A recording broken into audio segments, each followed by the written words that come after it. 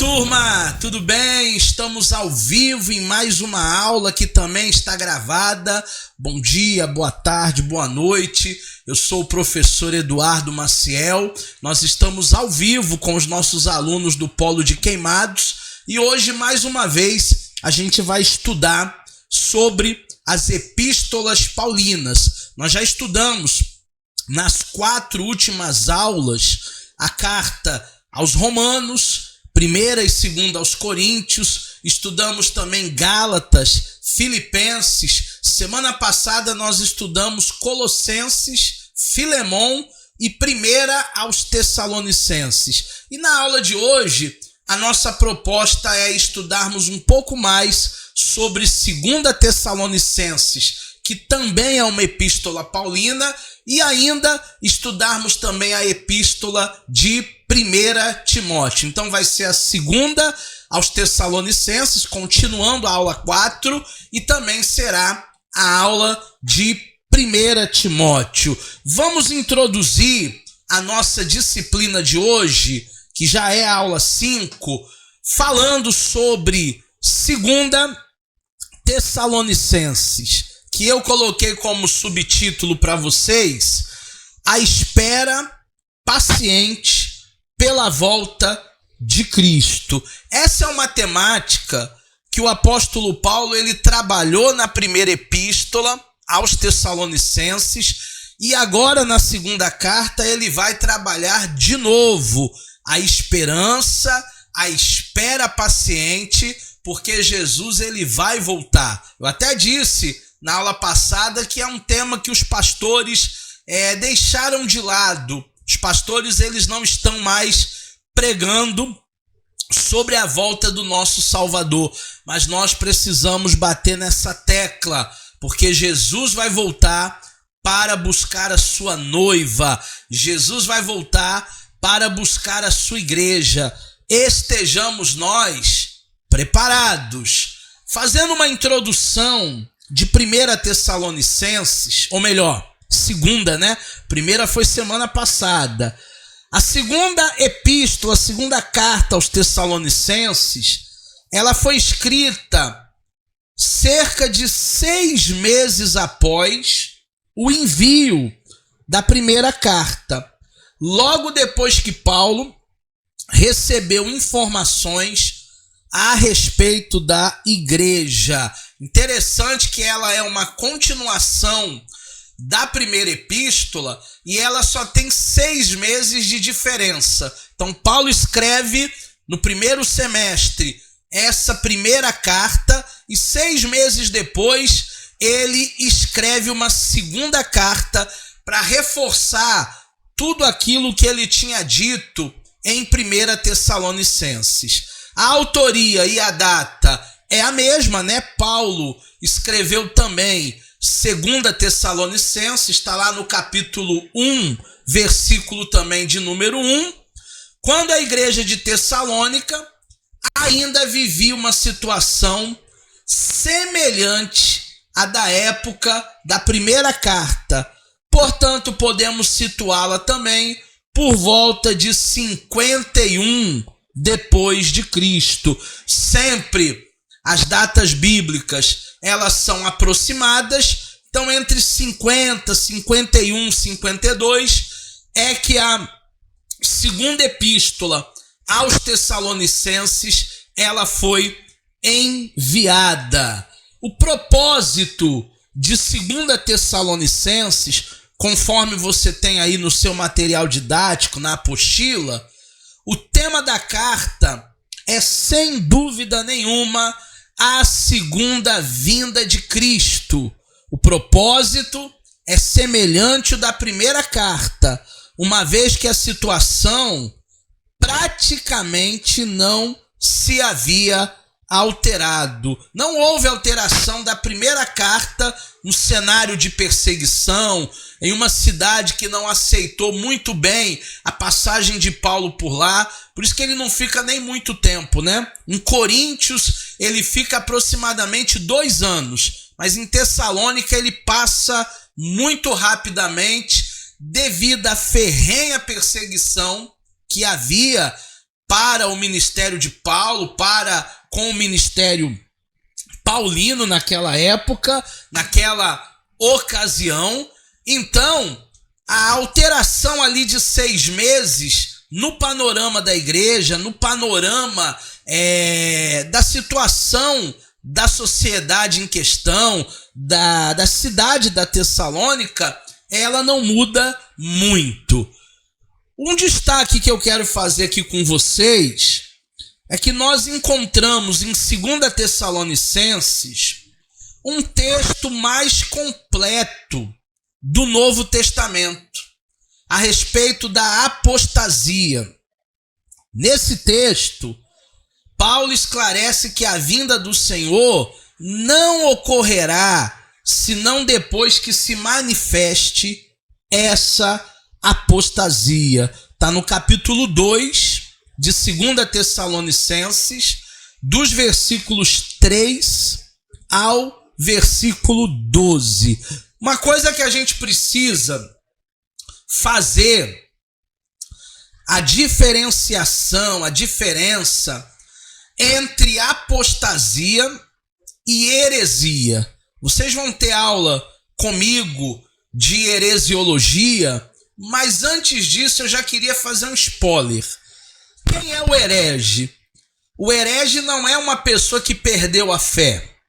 O herege é uma pessoa que tem fé, mas a sua fé é uma fé errante, é uma fé equivocada, é uma fé que muitas vezes dissemina aquilo que não é bíblico. Ele tem fé, ele tem convicção, mas ele ensina de maneira errada. Os hereges não vão embora, os hereges estão entre nós.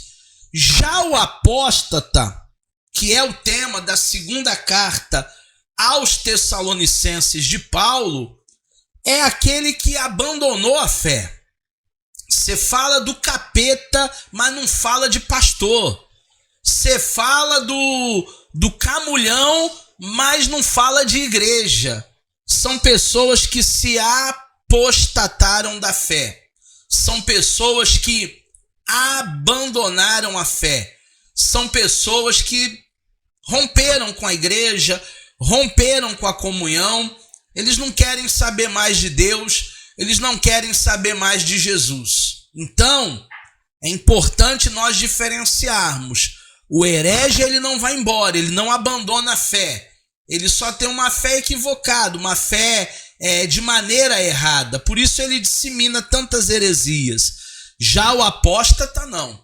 O apóstata é aquele que de verdade abandonou a fé. É aquele que você pode falar muitas coisas para ele que ele não vai entender. Ele é uma pessoa que não quer mais saber de Deus, não quer mais saber de Jesus. Chegou a Ana Cristina aí, boa noite, Ana. Boa noite, Jean, que já estava por aí. Boa noite, Jaqueline. Vamos falar agora de temas essenciais em 2 Tessalonicenses. Eu sempre procuro, turma, trazer esses temas para vocês, porque além de nós complementarmos o nosso entendimento, nosso material didático, também é bom abordar coisas que o apóstolo Paulo falou para esta igreja. O primeiro tema essencial é a volta de Jesus Cristo. Os ensinamentos de Paulo em 2 Tessalonicenses sobre a segunda vinda de Cristo são semelhantes ao que estão registrados em Mateus, capítulo 24, do versículo 26 a 31. Eu até queria que vocês anotassem essa referência. Mateus 24, do 26 ao 31. Eu não vou ler todas as referências, porque a nossa aula online é uma aula mais dinâmica, né? Senão, ao invés de 1 hora e meia de aula, a gente vai ficar aqui 3, 4 horas se a gente for ler versículo por versículo, texto por texto. Mas não deixa de anotar essas referências, E durante a semana, como o nosso curso ele é semipresencial, você pega ali essas referências que eu passo e entenda que Jesus ele vai voltar. É uma realidade a segunda vinda de Cristo. O Paulo até trabalha no capítulo 1, no versículo 8 e 9, que Jesus ele vai voltar à terra para julgar a sua igreja e para julgar a humanidade. Os salvos, como diz o verso 10 do capítulo 1, terão grande alegria. Para nós, será um motivo de grande alegria. A gente vai exultar, a gente vai se alegrar. Sabe aquela alegria contagiante? Todos nós teremos uma grande alegria pela nossa salvação. Mas o triste vai ser para o ímpio que acabou partindo sem Deus, sem Jesus, acabou partindo para a eternidade e para a morte eterna. Para nós, será um motivo de muita alegria. Ah, professor, mas e o dia? E a hora que Jesus virá? Nós não sabemos. O momento da segunda vinda de Cristo aqui na terra, a gente não sabe. O que a gente sabe é que vai ser um período de muita confusão, uma confusão generalizada aqui na terra, e vai ser um período de grande sofrimento. Paulo trabalha isso também em 2 Tessalonicenses, no capítulo 2, no versículo 2, no versículo 4, no versículo 9 até o 12. Vou repetir. 2 Tessalonicenses, capítulo 2, verso 2, verso 4, verso 9 até o verso de número 12. Será um momento de muito sofrimento aqui na terra. Será um momento de muita confusão aqui na terra. Então nós, como igreja de Deus, precisamos estar preparados para esse grande dia. O segundo tema, em 2 Tessalonicenses, que eu quero trazer para vocês nessa noite, é sobre a justiça de Deus. O Senhor Deus, ele é o juiz justo, turma. Ele tem uma balança de precisão. Ele tem um martelo que esmiuça toda a injustiça. E lá em Tessalonicenses, quando a vida parecia injusta para aqueles irmãos que estavam sendo perseguidos, talvez eles se perguntavam, sendo Deus justo, todo-poderoso, por que é que nós estamos passando por isso? Em Tessalônica, talvez a pergunta, devido a tamanha, ferrenha perseguição, lutas, dificuldades, tenha sido essa. Se Deus é bom, se Deus é justo, por que nós estamos enfrentando esse momento difícil? Gente, nós sabemos que todas as coisas cooperam para o bem daqueles que amam a Deus, como diz Romanos, capítulo 8, versículo 28. Paulo, ele vai nos assegurar em 2 Tessalonicenses que Deus ele vai fazer justiça, seja nessa vida, seja na outra vida, na eternidade, no momento vindouro. A justiça de Deus sempre vai prevalecer. Leia o capítulo 1, dos versículos 5 ao versículo 10. E nesse texto, a justiça de Deus, ela vai predominar. 2 Tessalonicenses, capítulo 1, do 5 ao 10. Mais um tema para nós nessa noite, ainda trabalhando 2 Tessalonicenses é o ataque, turma, de Satanás. Satanás, ele é o inimigo das nossas almas. Satanás, ele veio para roubar, para matar e para destruir. Ele é o ladrão. Agora, no capítulo 2 de 2 Tessalonicenses, do versículo 1 ao versículo 12, Paulo está falando sobre o enganoso homem do pecado. Quem seria o enganoso homem do pecado? Paulo está falando dos falsos profetas, dos falsos apóstolos. Paulo está falando de um grupo de hereges que trazem ensinamentos ilusórios, enganosos. E o mais triste, turma, é que tem muita gente caindo nessa conversa ilusória, enganosa, usando até sinais, usando até maravilhas, como Mateus fala no capítulo 24, dos versículos 15 ao versículo 25, os falsos profetas seriam usados com sinais, prodígios e maravilhas. Cuidado com eles. Abra o olho com eles. Porque não é todo lugar que tem milagre, que tem maravilha, que é Deus que está operando, não.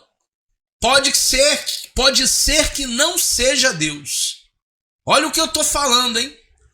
Pode ser que não seja o Senhor que está manifestando o poder dele. Para quê? Para enganar essas pessoas. Os falsos profetas, eles sempre vão surgir combinando poder político e apelo religioso. Os falsos profetas, eles combinam poder político e apelo religioso. Então nós precisamos estar preparados como igreja para combater esse ataque do mal. E a melhor maneira é você se revestindo de toda a armadura de Deus. 2 Tessalonicenses, capítulo 2, versículo 7, fala sobre esse preparo que eu e você precisamos ter para resistir às astutas ciladas do inimigo. O inimigo está aí, como alguém diz, né? O golpe está aí, cai quem quer. E nós não vamos cair, nós não vamos titubear, nós ficaremos firmes na palavra do Senhor. Vamos falar agora da relevância de 2 Tessalonicenses para os dias atuais. Lembrando que se você tiver alguma dúvida, alguma pergunta, se você quiser participar da aula, é só você levantar a mãozinha aí. Tem um botão aí no seu aplicativo, no seu celular, no seu computador. Levantar a mão. Levantou a mão, vai aparecer para mim que você quer falar. E aí eu te dou a palavra. Temas relevantes de 2 Tessalonicenses para os dias atuais. Será que nós temos coisas novas? Será que nós temos ensinamentos para os dias atuais, lendo 2 Tessalonicenses? Claro que sim. Primeiro tema: ser paciente no sofrimento. Capítulo 1, versículo 4 e 5. É tudo 2 Tessalonicenses, tá, turma? Tudo 2 Tessalonicenses. Ser paciente no momento do sofrimento. Quem é que ensinou você? Quem é que pregou para mim que a vida do cristão é só vitória? Existem momentos de sofrimento. Existem momentos de lutas, de batalhas espirituais. Existem momentos delicados, momentos difíceis. E nós precisamos estar atentos para isso. Precisamos nos fortalecer na fé em Deus e na força do seu poder. Então, seja paciente quando nem tudo acontece da maneira que você gostaria que acontecesse. Segundo tema, ser confiante quando for tentado. 1 Coríntios capítulo 10, versículo 13 diz que não há tentação maior da qual nós possamos suportar. Não existe uma tentação pela qual eu e você não consiga superar, vencer. Então, meu irmão, vamos ser confiantes no momento da tentação. Deus está no controle de tudo. Ah, mas a carne é fraca, mas o espírito é forte. Você não é carnal, você é espiritual. Tem pessoas que acham que não conseguem resistir os intentos malignos. Você consegue. Em todas essas coisas, nós somos mais do que vencedores. Mais um tema relevante para os dias atuais. Ser cuidadoso em relação àquilo que nós acreditamos. 2 Tessalonicenses 2, 9.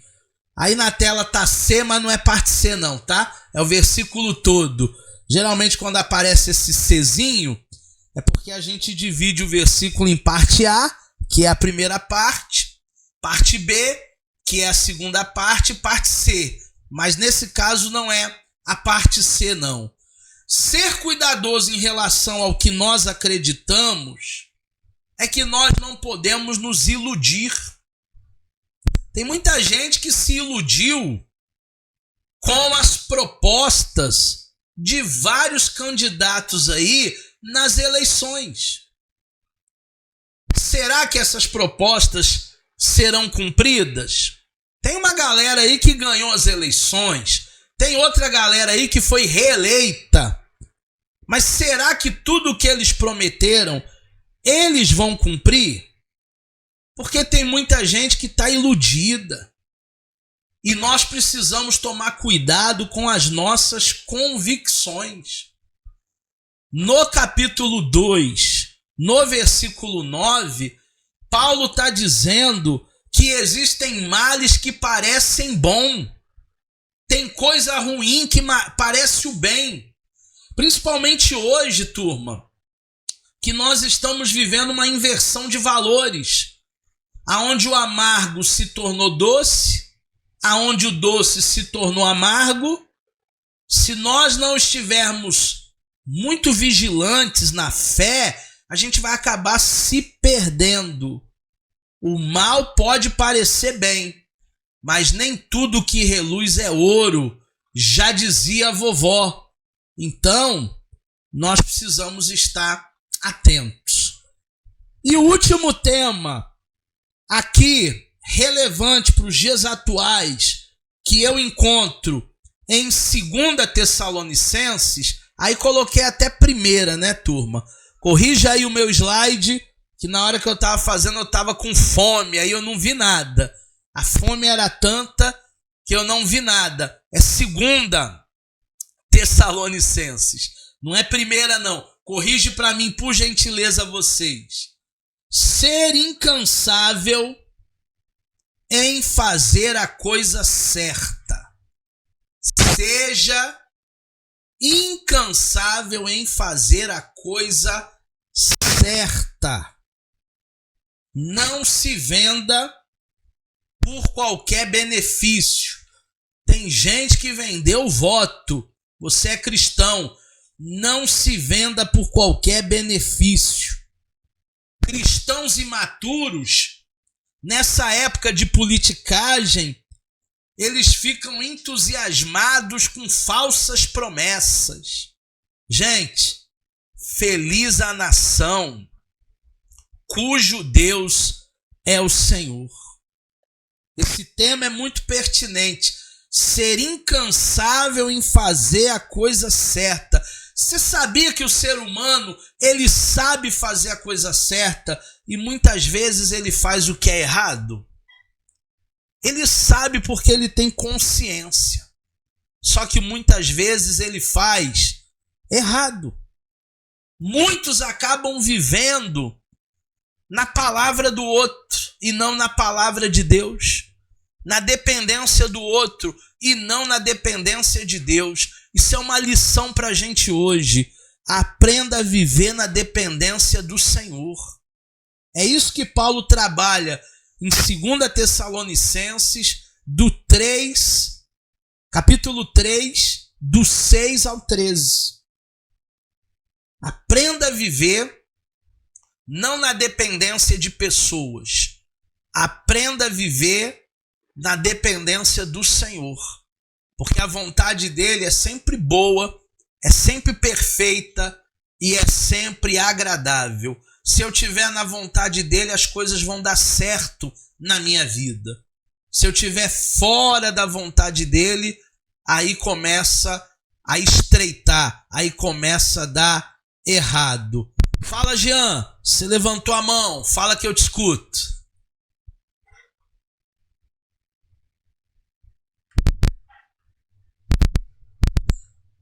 Não tô te ouvindo.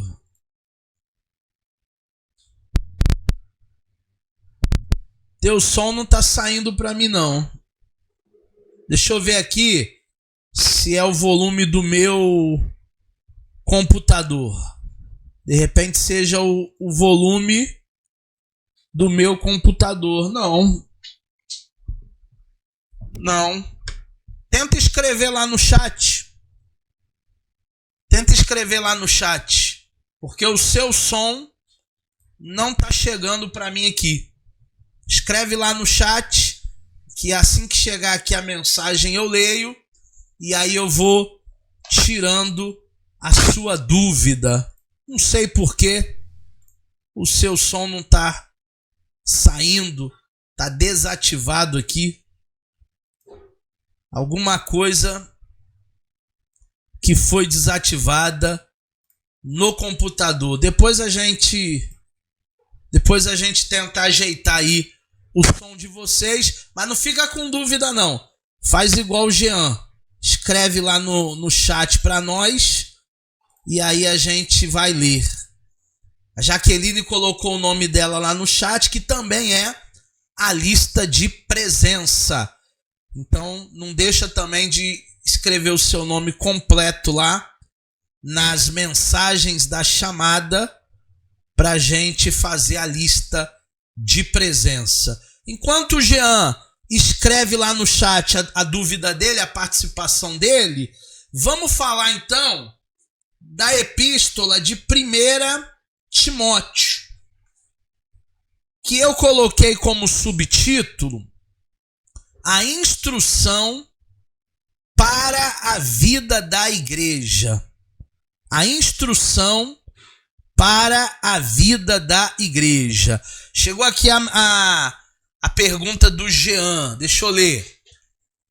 Eu falei sobre o esfriamento nos temas 1 e 2. O que precisamos fazer para não chegarmos nesse nível de esfriamento? A gente precisa buscar a presença de Deus.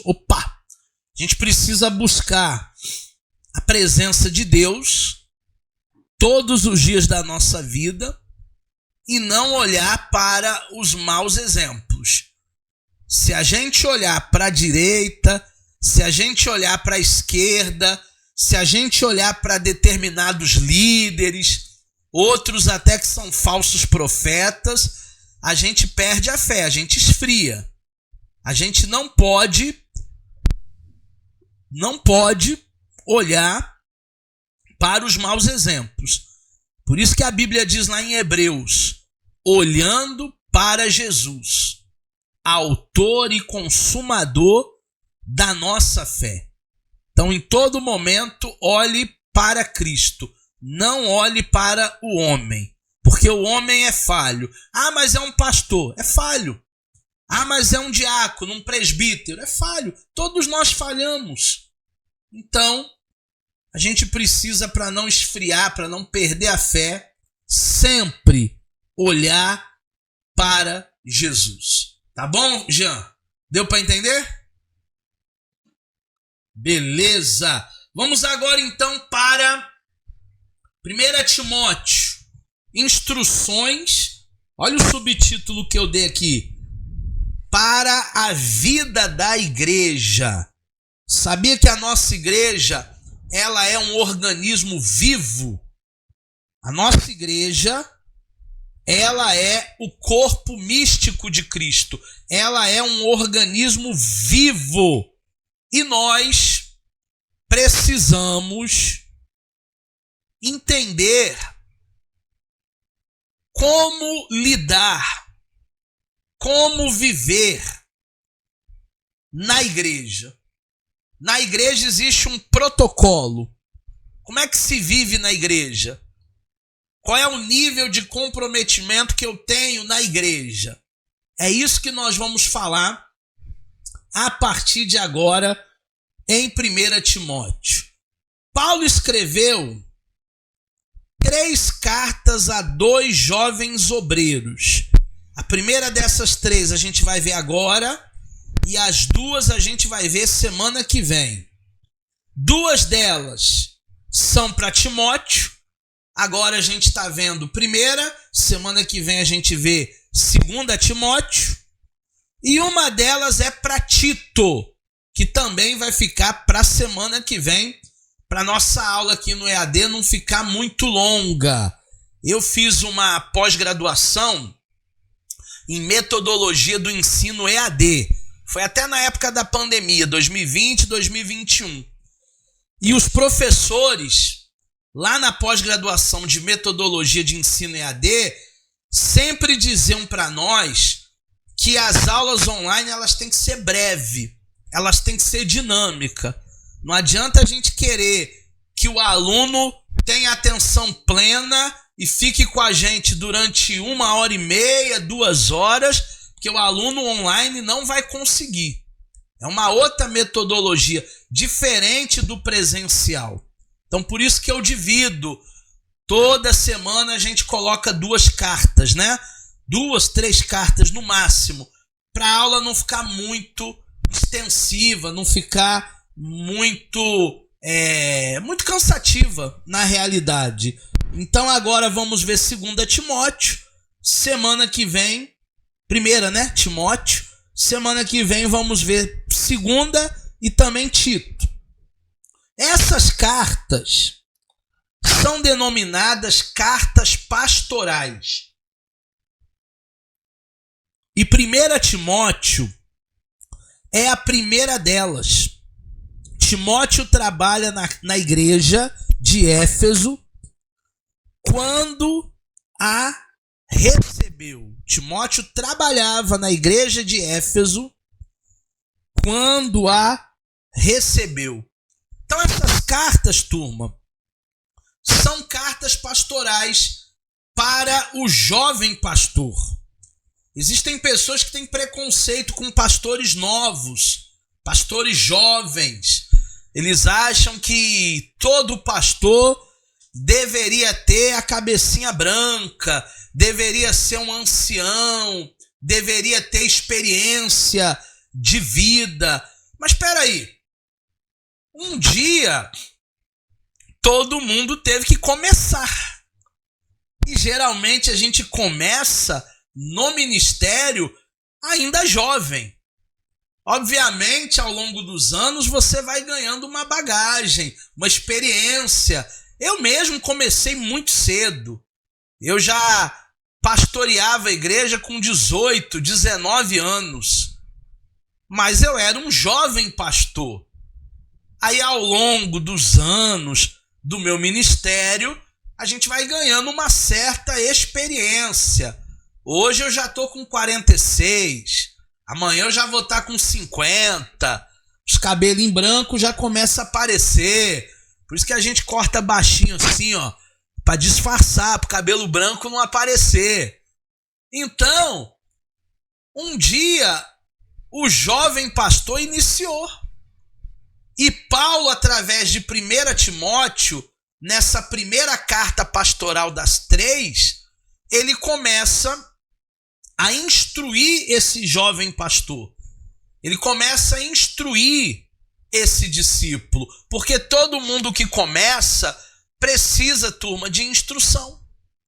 Paulo identifica-se como o autor da carta, falando de autoria e data agora, está lá em 1 Timóteo capítulo 1, versículo 1, e é bem provável que ela tenha sido escrita, essa carta pastoral, entre o primeiro e o segundo encarceramento de Paulo em Roma, por volta do ano 63, 65 depois de Cristo. Então essa carta, muito provavelmente ela foi escrita entre o primeiro e o segundo encarceramento de Paulo. Não é uma carta da prisão, é uma carta pastoral, mas fica entre as duas prisões que o apóstolo Paulo acabou enfrentando com uma única acusação, né? Pregar a palavra, pregar o evangelho. Qual era o crime? Pregar a boa nova. O propósito de 1 Timóteo é falar da conduta pessoal, ministerial, do obreiro cristão. É um tema adequado a essa carta que foi escrita com um tríplice propósito. A conduta do obreiro cristão. Tem muito obreiro que nem parece cristão. Tem muito diácono que nem parece crente. Tem muito pastor que nem parece evangélico. Por causa da conduta. Essa carta tem uma tríplice missão. Primeira, orientar Timóteo acerca de sua vida pessoal e sua vida ministerial, orientação. Ele precisava orientar esse jovem pastor nessa labuta, nesse novo desafio, tanto na sua vida pessoal, e tem momentos que a vida pessoal do pastor interfere muito na sua vida ministerial, e vice-versa, como também na sua vida ministerial. Eu não consigo, por exemplo, desassociar as duas coisas. Ah, o senhor é pastor onde? Em todo lugar. Se eu vou no mercado fazer compra, eu sou pastor. Se eu estou na fila do açougue, eu sou pastor. Se eu estou dando aula para vocês aqui agora, eu sou pastor. Se eu estou de férias na praia, eu não deixo de ser pastor. Essas duas coisas, vida pessoal e vida ministerial, elas estão entrelaçadas, elas estão intrínsecas. Uma coisa depende da outra. Segundo propósito, exortá-lo a defender a sã doutrina da ação dos falsos mestres. Existem muitos falsos profetas, existem muitos falsos mestres infiltrados na própria igreja. O que Paulo está falando é que ele precisava exortar o povo e a defender a sã doutrina. Defender a sã doutrina é apologética, a defesa da fé. É isso que nós precisamos aprender a fazer, e nós estamos fazendo aqui nas nossas aulas de teologia, a defesa da fé. Terceiro propósito, instruí-lo a respeito de alguns assuntos e problemas relativos à igreja de Éfeso. Turma, todo lugar tem problema, inclusive igreja. Ah, eu quero uma igreja que não tem problema. Não existe. Você está confundindo igreja com céu. Igreja não é o céu. Igreja é uma comunidade de pessoas que são falhos. Eu sou falho, você é falho. Paulo precisava instruir a respeito dos problemas que existem nas melhores igrejas. Ah, eu quero ir para uma igreja perfeita. Então você tem que ir para o céu. Não, porque agora vai abrir uma igreja nova aí no meu bairro, na minha cidade, que o pessoal está falando muito bem dessa igreja. Eu vou para lá, é uma igreja perfeita. A partir do momento que você for para lá, já não vai ser mais perfeita, você vai estragar a igreja. Eu vou estragar a igreja, porque nós somos falhos, nós erramos, nós falhamos. Não adianta a gente procurar uma perfeição aonde os homens, por causa do estigma do pecado, acabam falhando. E isso também tem a ver com a pergunta do Jean, o porquê o esfriamento de muita gente? Porque muita gente acaba olhando para os erros dos outros, esquecendo-se dos seus próprios erros. Não esqueça dos seus próprios erros, porque todo mundo falha. Nós também somos falhos. O destinatário da epístola de 1 Timóteo é o próprio. Timóteo era um convertido de Paulo, um discípulo. 1 Timóteo 1:2. E ele passou a acompanhar o apóstolo Paulo na segunda viagem missionária, lá em Atos capítulo 16, versículo 3. A gente viu isso no módulo de Atos.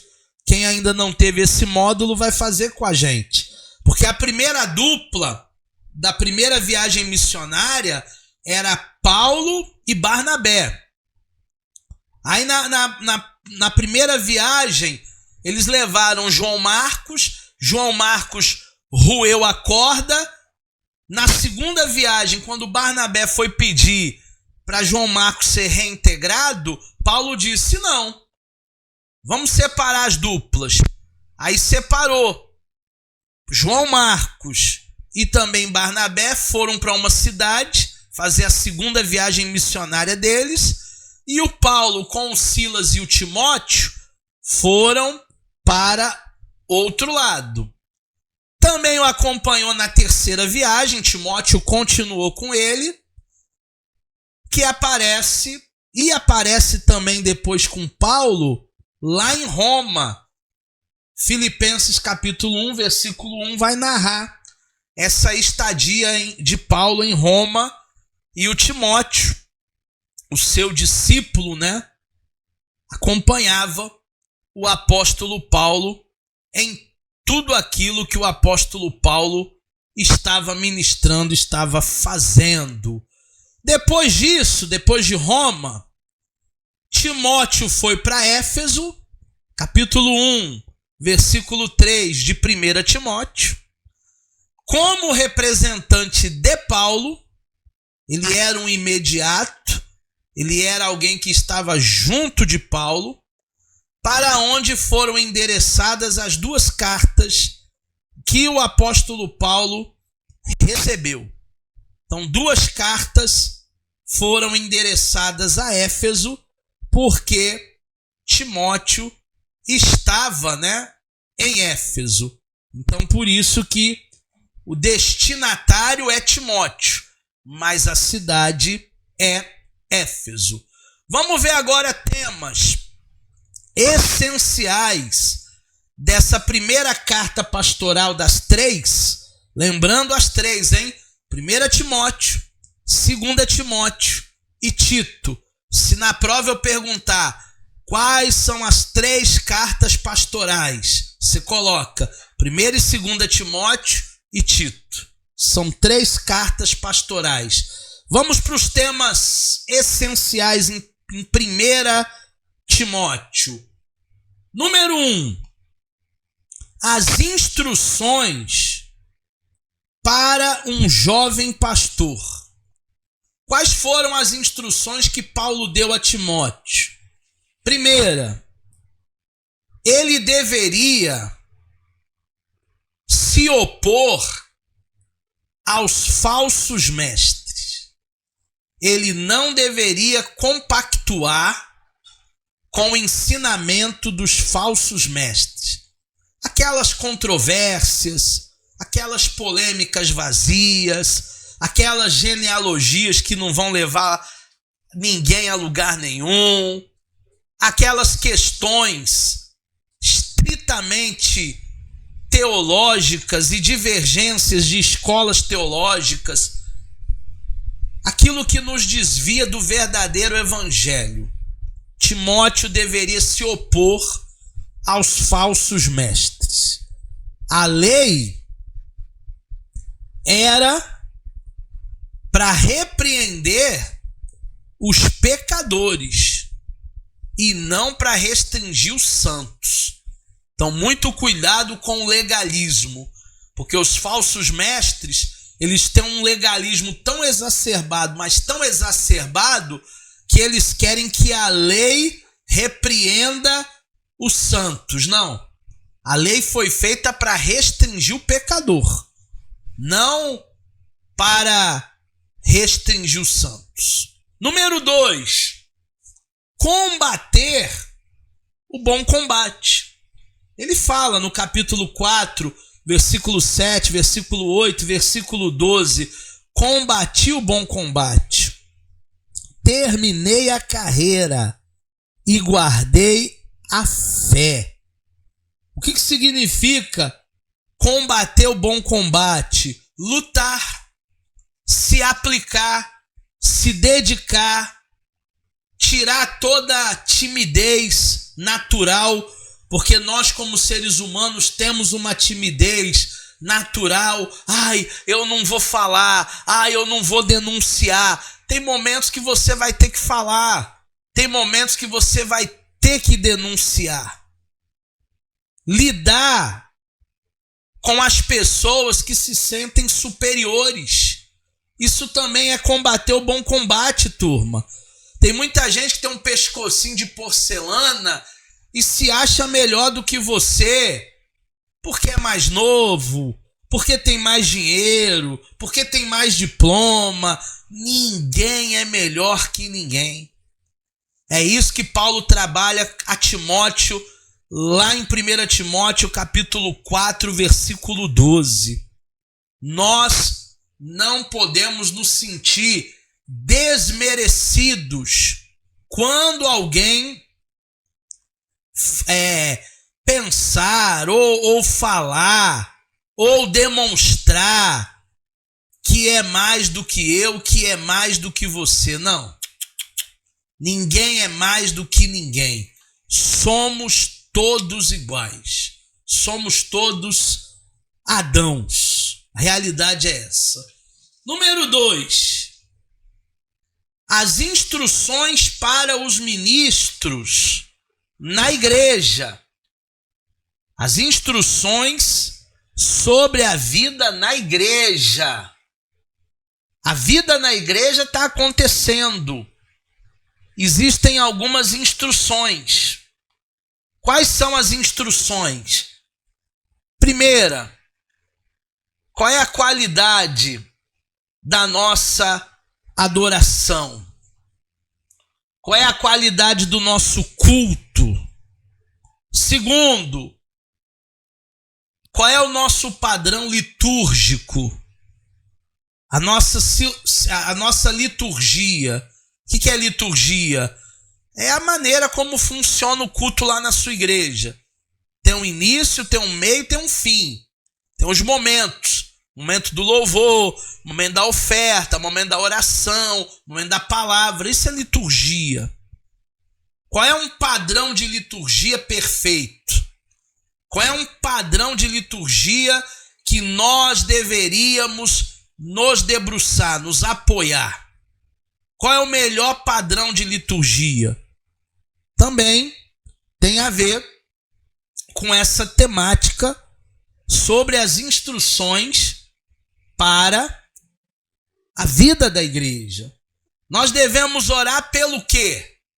Devemos orar pelas autoridades que foram eleitas agora na última eleição? Sim.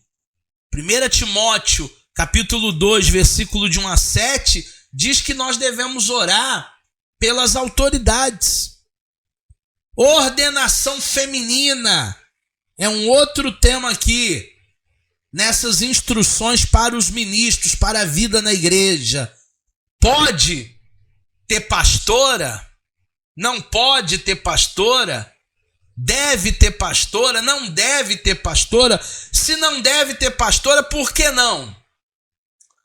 Porque Paulo diz lá em Romanos, lá em Corinto, que a mulher tem que ficar calada na igreja. Gente, eles estavam inseridos numa cultura, era uma questão patriarcal. Na comunidade judaica, a mulher não tinha voz.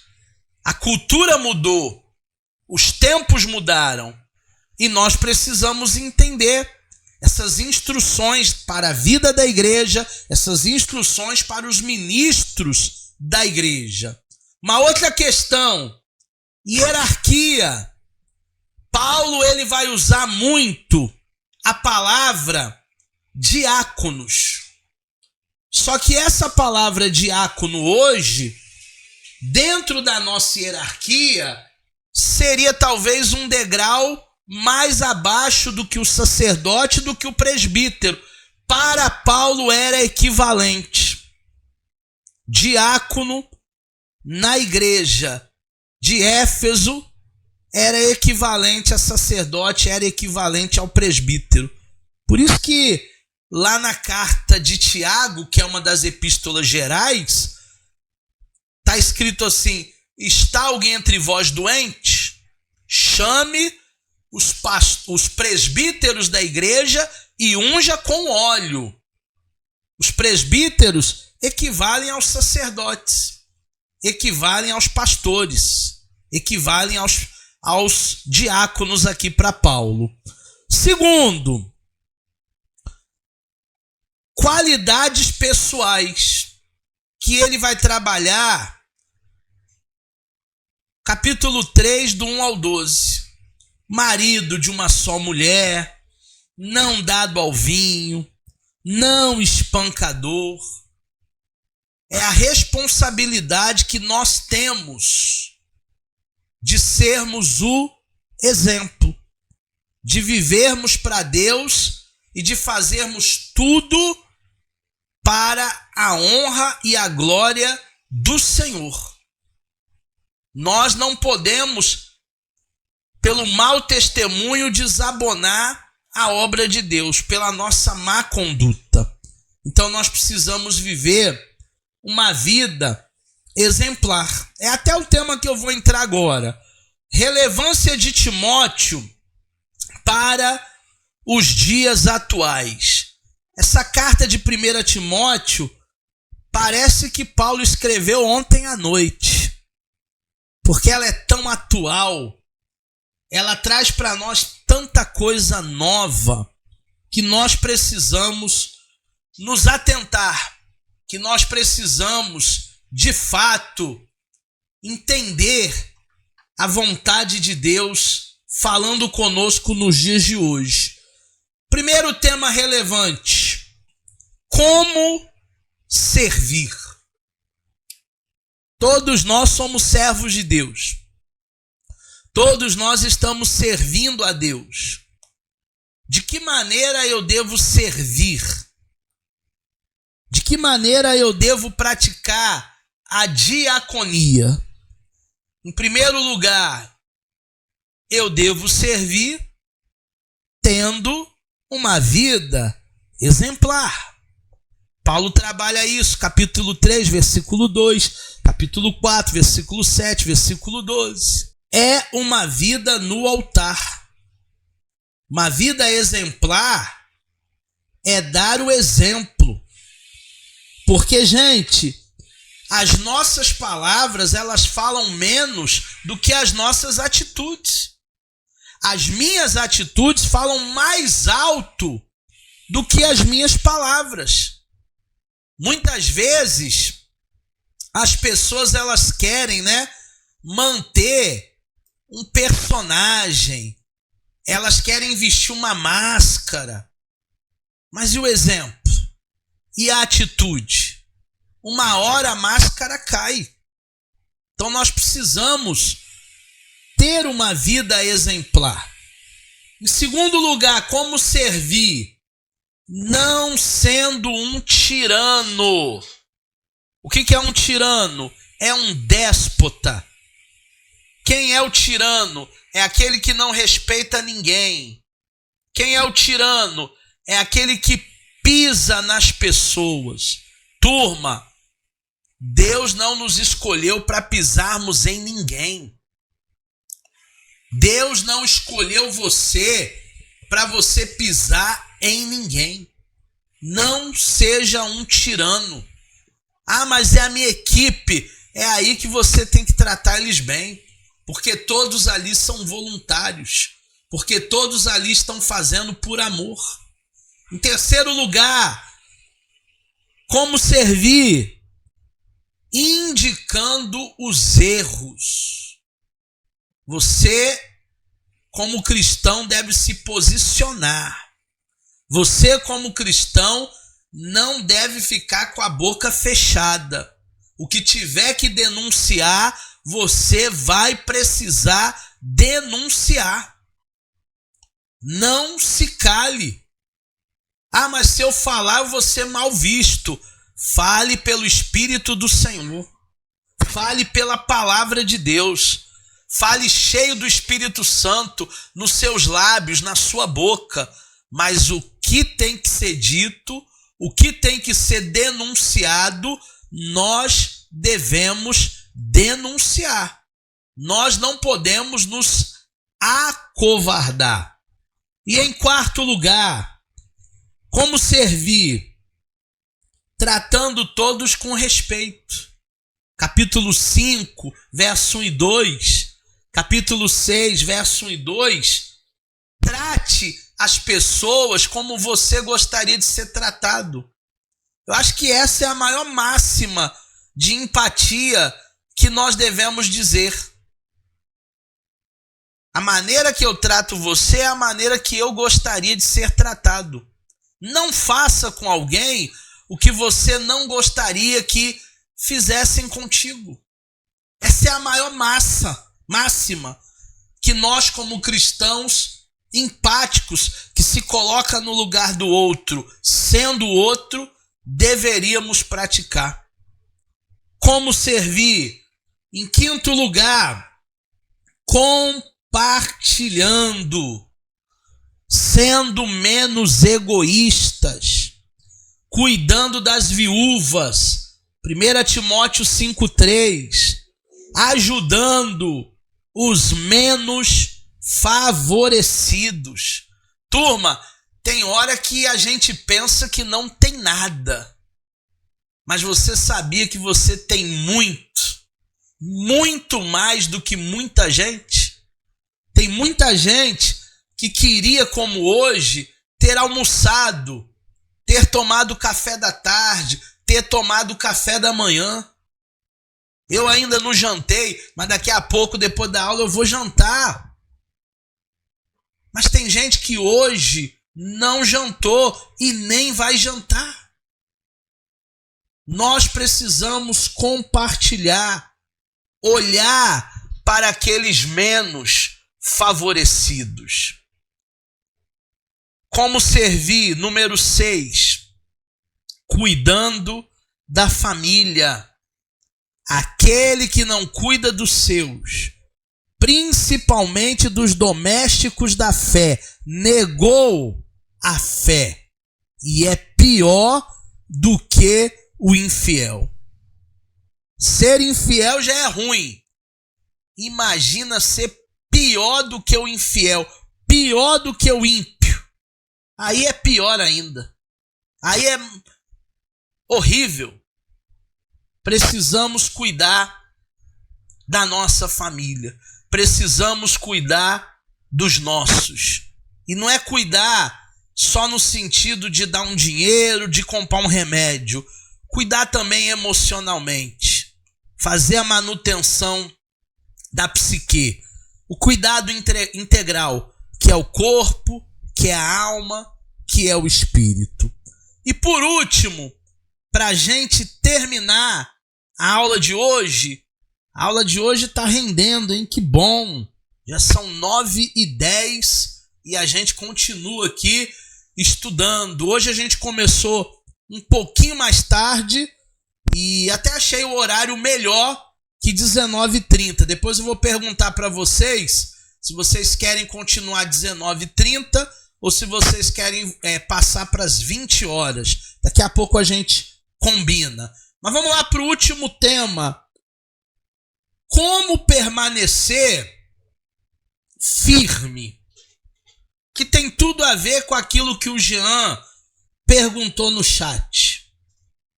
Como não esfriar na fé? Como permanecer firme, inabalável, porque os dias são maus, porque as ofertas são muitas, porque as distrações são enormes. Como permanecer firme? Em primeiro lugar, Jean, lembrando sempre do seu chamado. Lembrando da onde Deus te tirou. Lembrando da obra que Deus fez na sua vida.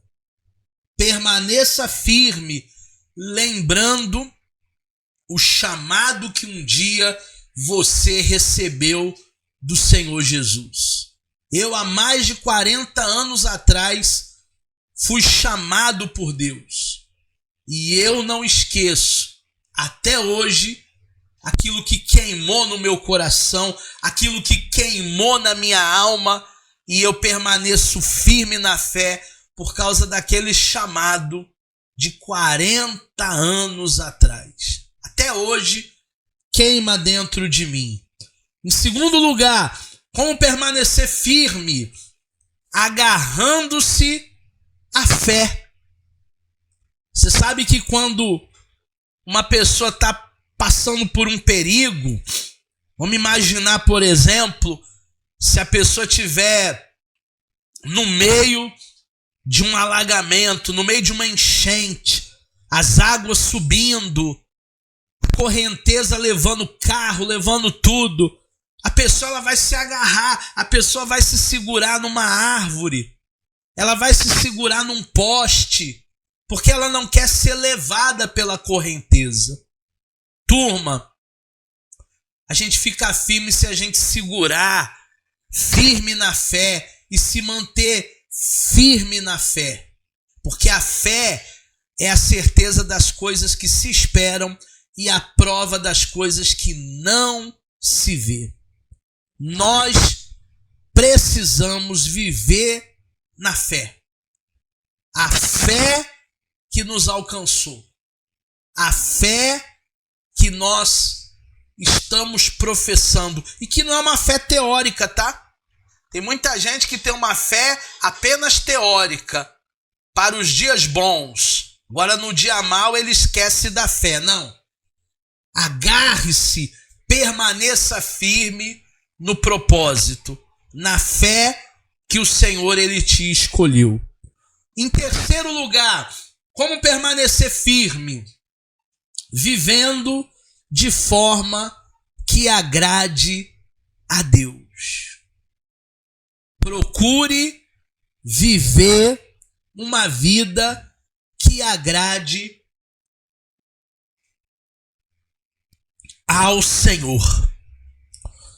Procure viver uma vida longe dos apetites carnais, da mentira, da lascívia, da sensualidade, da ganância, da maledicência, da usurpação, e procure viver uma vida justa, fazer o que agrada a Deus. Em quarto lugar, como ficar firme? Sabendo que não levaremos nada desse mundo. 1 Timóteo 6, 6 e 7. O amor ao dinheiro é a raiz de todos os males. Como já dizia o finado Silvio Santos, do mundo não se leva nada. Vamos sorrir e cantar. A gente fica firme quando a gente sabe que nós não vamos levar nada desse mundo. Nada é nosso, nós somos apenas mordomos. Quando você veio a esse mundo, você veio nu. Você não trouxe nada. E quando sairmos daqui, também não levaremos nada. Eu nunca vi um sepultamento com um caminhão de mudança do lado, da graneiro. Nunca vi. Você também não deve ter visto. Eu nunca vi caixão com gaveta. Pode ser até que inventem aí, mas eu nunca vi caixão com gaveta. Turma, nós não levamos nada, absolutamente nada desse mundo. Então vivamos o hoje. Então vamos ser agradecidos a Deus hoje. E o amanhã Ele vai fazer muito mais por mim e por você. Ele vai te abençoar muito mais. Pode ter certeza disso. Fechamos aqui a nossa aula número 5 de Epístolas Paulinas. Alguém quer levantar a mão aí? Eu acho que eu não vou te ouvir, porque o som aqui no meu computador está mutado. Eu vou precisar desmutar em algum botão aqui quando eu descobrir. Mas você levanta a mão, escreve lá no chat, igual o Jean escreveu, que eu te dou a palavra. Lembrando, quem não adquiriu ainda o meu curso, Como Vencer a Ansiedade, que é o excesso do amanhã, o estresse, que é o excesso do hoje, e a depressão, que é o excesso do ontem, você pode adquirir esse curso com uma condição especial. São mais de 18 videoaulas, material didático incluso, certificação e ainda tem horas complementares para a turma de bacharel e para a turma de psicanálise.